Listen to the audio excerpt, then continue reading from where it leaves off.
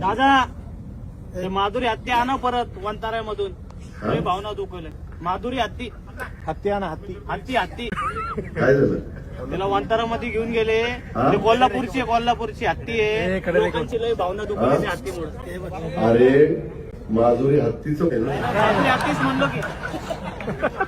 त्या माधुरी हत्तीच्या बद्दल सुप्रीम कोर्टाने निकाल दिला आहे.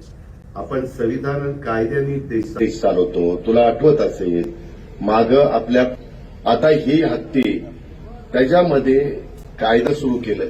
शेवटी तुम्हाला मला जसा जगण्याचा अधिकार आहे तसा पक्ष्यांनाही जगण्याचा अधिकार आहे, प्राण्यांनाही जगण्याचा अधिकार आहे.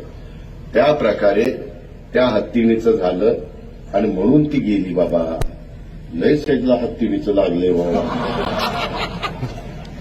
तुला एकदा कुठं तरी हत्तीणीवर बसवतोस, परंतु तू चांगल्या भावनेनं बोलला असेल.